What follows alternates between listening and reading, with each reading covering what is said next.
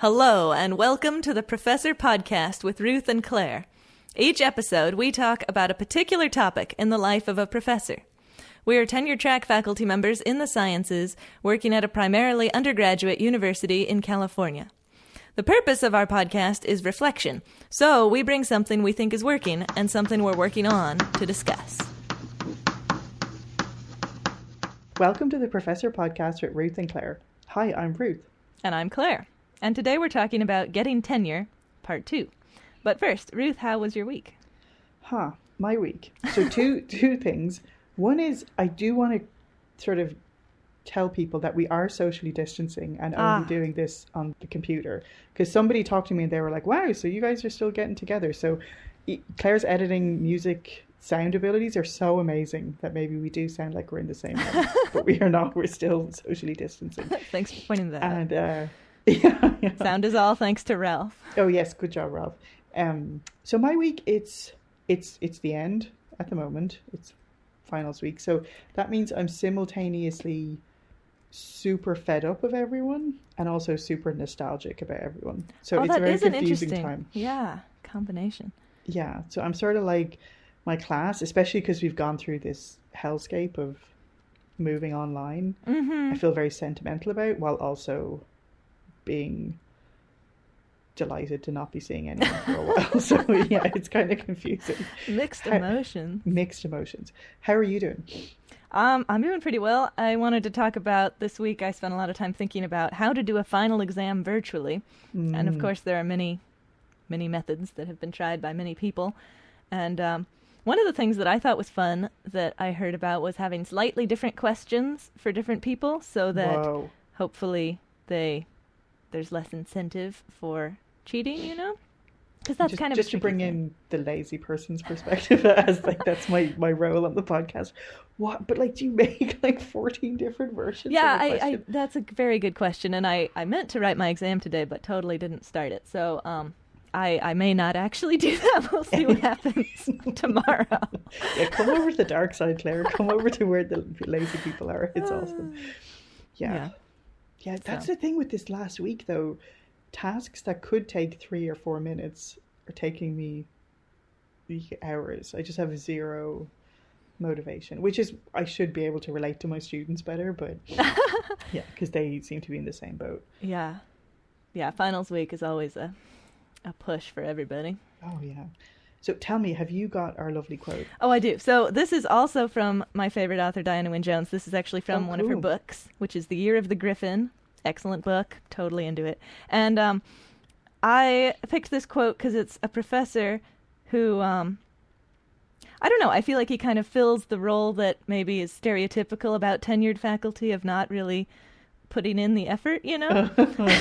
So that's what we're hoping for, is that what we're doing? You know, I'm not trying to promote the stereotype, but I did like this quote. So, Corcoran sat at his bench, irritably surveying the monstrous pile of paper his first-year students had dumped on him. Why couldn't young people remember someone had to read their eloquence? He would have to set a word limit. This was awful. I just thought that was so funny. Simultaneously, you know, I'm not trying to promote the stereotype, because really I think of tenure as being able to be confident in exploring new things in research and teaching. But I also sympathize with Corcoran.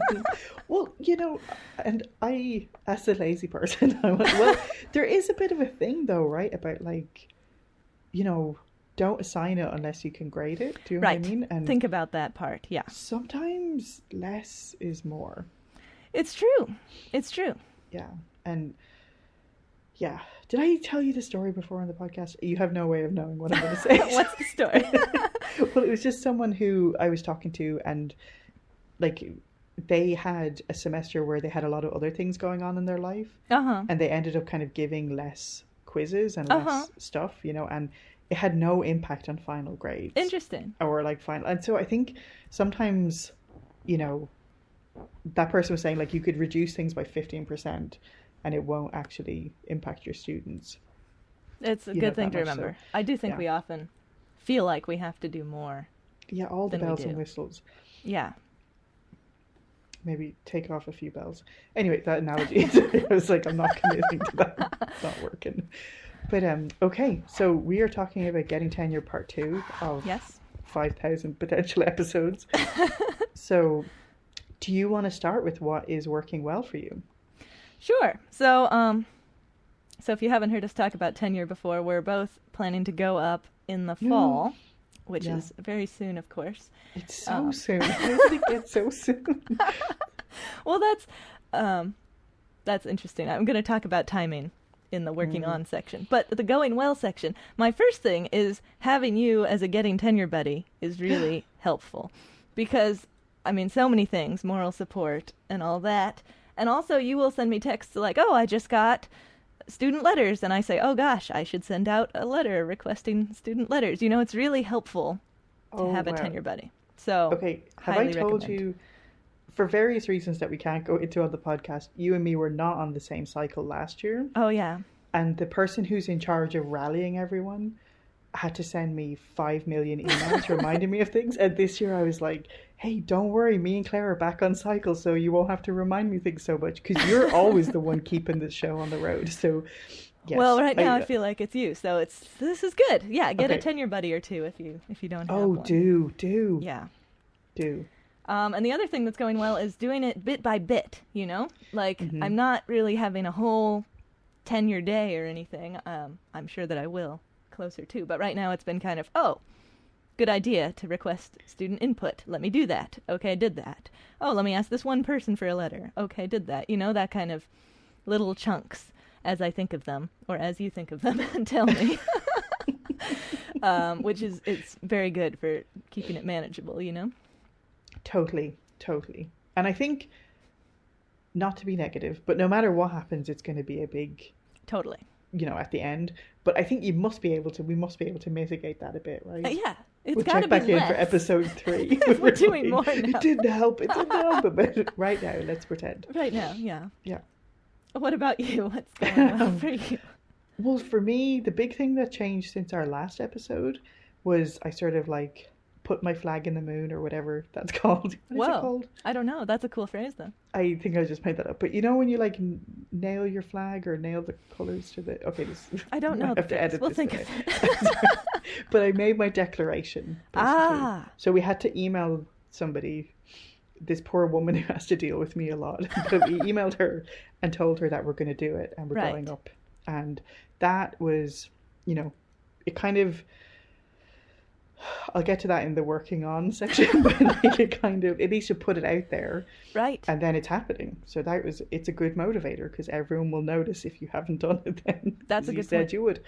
That's a perfect example of something that I didn't know about that you told me about. That's a good thing about a tenure buddy. I didn't know you had to email this lady. So I had no idea. That was just somebody, my mentor person told me that. So the other thing that's worked well is last time when I did my file, so the 2-year file, it was really, really late that they put up any notices about letters. And so I didn't have very many letters. So that's why this year I've been like, I'm getting on it, and I made a big list of all the people and I sent those out. So I feel good about having done that now. Excellent. And who knows what will actually, like if I will get that many, but it feels good to have that out there in the world. Right. I took care of that. So that's great. Good. Yeah. Awesome. Yeah, so I did that both for like other faculty and staff, and then for students, and so that was good. And have you been getting letters back already? I got 3 from students, which I was super excited about. That's great. Because and they were 3 students who I would not have necessarily... Do you know you have your secret list of who you think might write you letters? They weren't on it, so I was like even more delighted and stoked. I'm always surprised as well. I have a question for you. Can we email them then and say thank you, or is that weird? I have emailed them in the past and said thank you. Yeah. What a nice thing to do, really. It's so nice. Like taking your time out to go and write these letters. Yeah. I think you can give thank you notes. I don't see why not. I had a funny thing because my class, I guess the class I'm currently teaching, they were on the list. So like I didn't send the email about the letters, obviously. And so they were like, oh yeah, we got the email. I was like, oh, okay. And it was like sort of embarrassing. And then they were like, what is tenure? And I was like, oh, okay, yeah, good to know. And so they were kind of like, what is this? And I was like, that is a very valid question. So we had a discussion about how you're kind of with an eye to being permanent now, but we're not permanent. So, yeah, so that was super interesting that they didn't know what that was. That's a good point. I wonder if we should put that in our request letters. Like, are you going to send up a follow-up? It seems to me like maybe it'd be good to have a follow-up request at the end of the summer or something like that. Yeah, I think so. Because I mean, that's the thing. I was wondering, because I'm like spending way too much time thinking about this nonsense, but it's like, when is the time to send it? Like right now. So I think it got sent like 2 weeks ago. Oh, okay. But like, are they just too busy, or are they not busy, or is it better to get them now, or is it better to do it in the summer when they have time, or in the summer are they totally switched off from school? Anyway, so I don't think there is a right answer. That's my working on, is when is the time for requesting letters. Good. What a lovely segue. It's like we planned it, but we didn't. Yeah. But then, which is, yeah. So I have pretty much the exact same thing. You know, summer is kind of a weird time because everybody's off, but finals is a weird time too because everyone's doing finals. And before that is so early. Like, I asked a couple people and they said, oh, when do you need it by? And I said August. And they were like, okay, well, I can definitely do it by then, you know? This is like other faculty, you know? But it's nice to ask. I know, early. but that makes me nervous because I'm like, but if you could do it then why don't we just do it now? Yeah, could you just, if you just sent it and it was already in my file, I'd feel a lot better. Because that's the thing, is it too much of a gap that they'd be like, oh, I'm going to shelve this. Yeah. But yeah, but then maybe the stay at home will actually be to our benefit, because what's everyone else going to be doing? Might as well be writing us letters for a file. I know. Have you done the thing where you tell somebody a letter's due before it's actually due, so that if they're a little late, they're still on time? Oh, that's so clever. I did not do that. I wish I had now. I'm immediately wishing. It's hard to do it in this case because they're at our university and these dates are well publicized, so they probably know. If you think I don't pay any attention to those things, but yeah. If someone is like, writes in the letter, Claire is a dishonest person who lies about when things are due. Well, when I applied for this job, one of my letter writers was notoriously late, and so I told him it was due before it was due, and he submitted it late, but luckily before it was due, and I was like, whew, dodged that one. That is very clever. Do you know, this is so off topic, but I'm going with it anyway, but you know, when people are pregnant, there is a long window of when you may actually have the baby. But people drive you nuts and start like texting you like, any news, anything, and it's really. And I was 10 days late on both kids, so it was like so for 10 I lost days. all sense of humor. I was just like, just please don't text me. But so people who have more foresight than me lie about when they're due. Really? And sort of say it's later, so they're not going to get all of this. Yeah, there you go. That's quite Tenure letters, babies. It's all pretty much the same thing. All related. Yeah. Oh, So you're working on timing. Yeah. And I mean, I think the kind of conclusion is what you were saying. Any time is not ideal for lots of reasons, and really earlier is better. And some people will need reminders, and you can send out reminders closer to. So yeah, I'm kind of feeling like I kept wondering, but now is kind of a weird time. Maybe I should wait, but every time's kind of a weird time, so just do it, you know? I think just do it. I think for some reason in my head, it felt important to get it into their brains before finals. Not before finals, like before they leave. Right, because some people don't check their email much over the summer, and I wouldn't want to put it on their to-do list if they had closed their to-do list for the summer, you know? Totally. Yeah.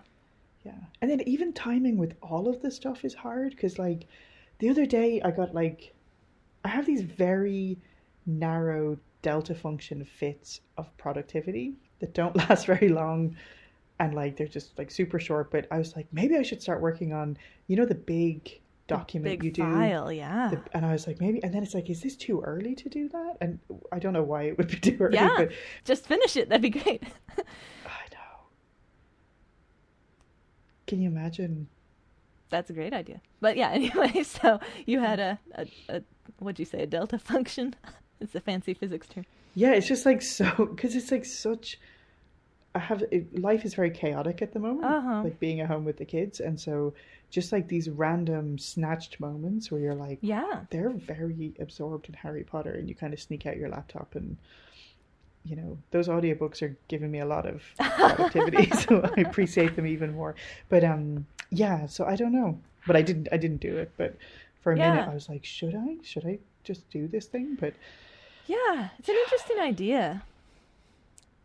I feel like you don't want to spread it out too much, the actual time of working on the file, because so much time is spent familiarizing yourself with this big file and like remembering where stuff is and stuff. But if you could come up with some good system of like highlighting things yellow or something that, I don't know, some code that would be easy to come back into later, then I don't see any problem. So at one point in grad school, I had like there was just always like a lot of glassware to wash. Mm-hmm. And that was always a good thing to do on a day when you can't think great. Oh, right. Do you know what I mean? And so one thing I was thinking is, the stupid tables you have to make?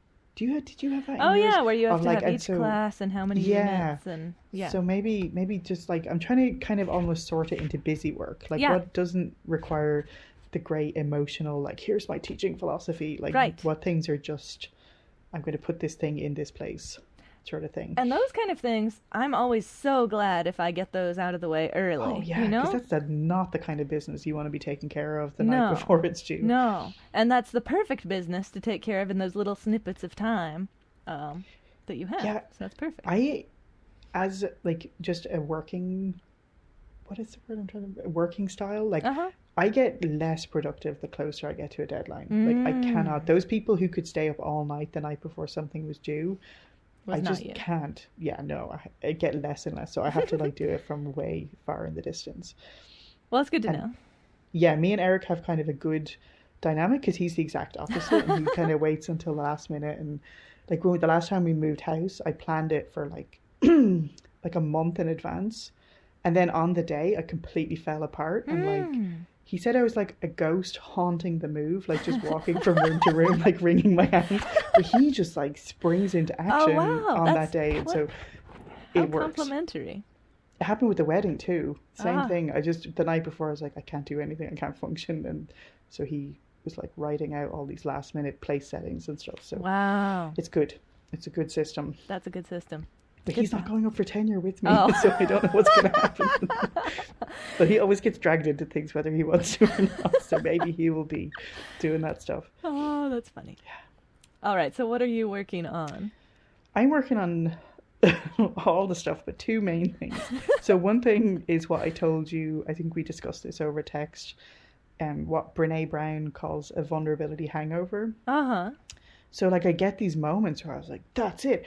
I'm going to do it. I'm going to go up for tenure. And like told everyone, and then immediately like shriveled up inside and was like, oh no, what did I do? And so I know, because like some student emailed me, was like, or someone, no, I think it was another faculty member, was like, you're going up for tenure. Wow, that's so exciting. I was like, is it that big a deal? Oh my God, what have I done? And it just completely started to unravel. Totally.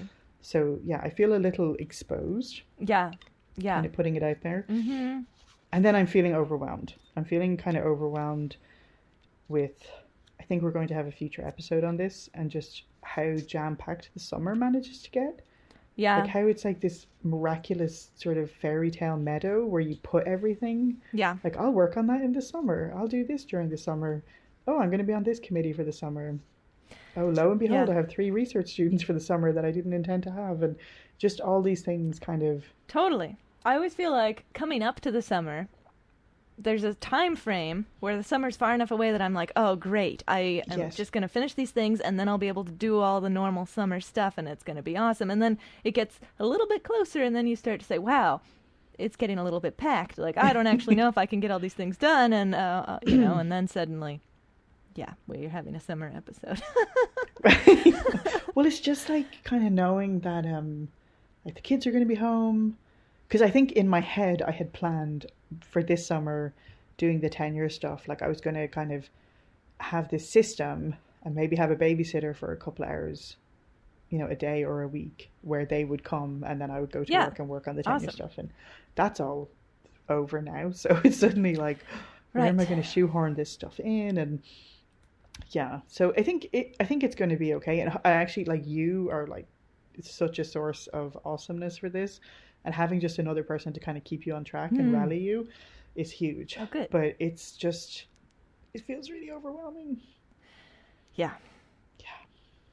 Well, bit by bit, we will do it. Yes, yeah. And I think that's the thing. I think I'm talking about next week's episode now, but I think Preview. I'm going to take a... two women go up for tenure. I'm trying to do the trailer, but I can't do the trailer voice. But yeah, I think that I'm going to try and do a palette cleanser next week of not doing anything. Okay, love it. I'm possibly going to paint the bathroom. Ooh. Again, now that I've said that, I'm like, but I probably won't. Why did I say that? But anyway, so just something, and then maybe then I could just feel like I can look at things and try and prioritize, or like what are the actual tasks, and I think that kind of that's thing. a huge thing. And again, maybe this is going into the summer episode, but it still relates because we're planning all the getting tenure stuff in the summer. But yeah, I think an easy way to get overwhelmed is to be trying to think about too many things at the same time, too many tasks. And so if we can kind of instead say, you know, chunk it up, these are the main things, and then actually decide which one am I working on right now, and I'm not even thinking about the other ones. You know, that, I mean, even just in my day, I notice if I start doing one thing and then start doing another and then get interrupted, well, now it's all too much, you know? Yeah, totally.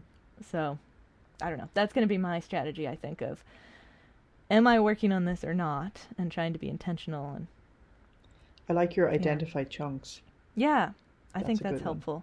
Because, I think that's kind of why it gets overwhelming, is you're like, oh, I'm going to, do my RTP file, and I'm going to have these research students, and I'm going to do this other thing, and that's all sounding reasonable, and then you add a couple more things, and suddenly it's not. But if we can chunk it up. That's what I used to be like as an undergrad, too. Like, when I'm in the middle of something, it's literally like even in the RTP file, that's called retention, tenure and promotion. Do you hear my question mark? I'm like, what does that sound for a bit? Like even in that file, like when I'm working on one part, half of my brain is like, but you're not doing the other thing. What about the other thing? And I used to be like that as an undergrad. I'd be reading chapter 11. You're like, but what about chapter 12? You haven't even started chapter 12. And like, it's just so frustrating. I wish I could excise those parts of my brain that do that, because it's not helpful. Maybe we need to reread Essentialism before the summer too, because that is exactly the thing where you cannot do two things at once. So you can't beat yourself up for not doing two things at once. Right. Totally, because it's so chunk it up. And then I had something to report. Okay. So do you remember earlier we talked about how things can be in different, like could be under different headings, like they could be under service, scholarship, or teaching.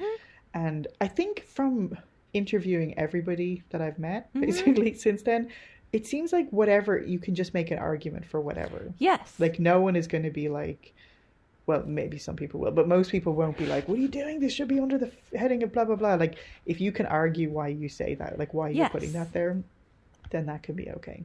And in fact, we had a comment on our previous Getting Tenure episode that said something similar to that. It was from Cindy, and she said that if you define it in advance, then you can put it in, if it's one of those categories that it's hard to decide which category, you can make the explanation, and then everybody could follow along. Yeah. So, I like the definitions thing. I like that. And I just got struck by another thing, or remembered another thing. So we went through the process recently of rewriting our tenure criteria. Oh, yeah. So did we. And one thing that hadn't really come up for me, because I haven't done this before, is really trying to get in the mindset of being helpful to the reviewers. Instead of like just showcasing your amazingness or whatever, but like instead like just making it super simple. And so like the people who were discussing writing our criteria were like really talking about how stressful it is to be a reviewer at times, and just really trying to draw the maps and being like, look, this is one of those category A things that you ask for. And sorry, I'm losing my voice. So really, really highlighting that. And I feel like it all comes back to like, that's what we tell students in exams, right? Like the easier you make it for me to see what you've done, the happier person I will be when I'm giving you a grade. So that's a great point. Yeah. Just highlight it, make it bold or something. This is fitting this criteria, so you can stop looking for that aspect. Right, which is like, again, hits me right in the imposter syndrome, because it's like, so part of me feels like, this whole thing where you just don't want to be that jerk who's like, check out, but we need to be that jerk. Do you know what I mean? Yeah. It's not even a jerk. It's like, it's okay to be stoked on something you did. Yeah. But it just feels like, do you ever read students' grad school statements? Mm-hmm. And then I sort of joke with them that I'm going to get some kind of electrocution device for every time they're self-deprecating. Or they have to give me $10 or something, because it's so hard, because you're so used to trying to get people to like you. Sure. And you're used to not bragging. Right. And then this is not the time for that. Right. That is interesting. Yeah. We're not making friends. We're not here to make friends. We're just here to get tenure. And we don't have to be bratty about it. We just have to say, look, this meets the requirement. Period. Right. And it does. That's why we're putting it there, I know, but it's immediately, okay, so I am agreeing with you, but just immediately the gremlins in my head are like, oh, but what if they're going to think, who does she think she is, saying that this is the requirement? But I'm going to have to get over myself and do some serious deep breathing over the summer. Yeah. Yeah. Because, if you think I'll write your file. Yeah, great idea. You write my file. Well, we could exchange and, look at particular zones, Totally. I think we should, and I think we should electrocute each other for self-deprecation. Self-deprecation, yeah. That's a great idea. Yeah. Claire, you owe me $95. So, yeah. I added up all the self-deprecating comments, and it equaled 96. Dude, yeah. It's a tricky business, though. Tricky business. Mm-hmm. But we can do it. We're going to do it. We can do it. Look at all these other people that have tenure. So, come on. People do it. It happens. People do it. It does happen. It does. And it's too late now. We already said we're doing it. Dude, I know we said it on the podcast. I'm going to have to come back on here in September and be like, so, didn't get tenure. Oh, wait, but we'll have a whole year. Yeah, we're not going to find out for a year. Okay. So, sweet. There's plenty of time for the podcasters to forget that it's been a year. I wish I hadn't highlighted it. They're all marking their calendars. Yeah. I'm sure it would be sad, but it doesn't feel like that big. Then you just go next year. Mm-hmm. Yeah. And we would know by now, right? If they were like, okay, you're going to have to leave. We're not going to hire you. I would think so. Surely they would have told us. I've heard in the, from people at other institutions that, it's very clear from previous reviews, if you're not on track, going the right direction. Yeah. I guess they have invested a whole bunch of money.